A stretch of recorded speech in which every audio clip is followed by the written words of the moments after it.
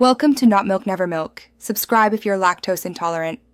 In this video, I will show you how to make delicious homemade kimchi. First, select 2 large Napa cabbages, each weighing about 2 to 3 pounds. Quarter them lengthwise, then cut each quarter into 2-inch pieces. Next, brine the cabbage in a large bowl with 1 cup of sea salt for 2 to 3 hours. This step is crucial for tenderizing the cabbage and drawing out excess water. Finally, rinse the salted cabbage thoroughly under cold water at least 3 times to remove excess salt. This ensures a balanced flavor for your kimchi. Now, let's create the heart of your kimchi, the flavorful paste. In a large bowl, combine 1 cup of Korean chili flakes with 1/4 cup of minced garlic. Add 2 tablespoons of freshly grated ginger and 1/4 cup of fish sauce for that authentic umami depth.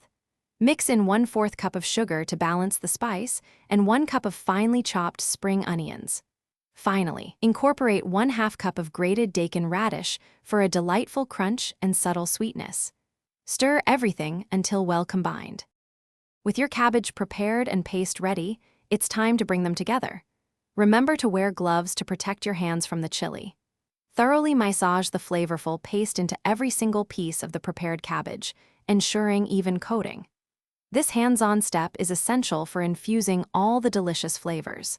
Once mixed, pack the kimchi tightly into clean, airtight jars, leaving about 1 inch of headspace. Allow your kimchi to ferment at room temperature for 1 to 5 days, depending on your desired tanginess.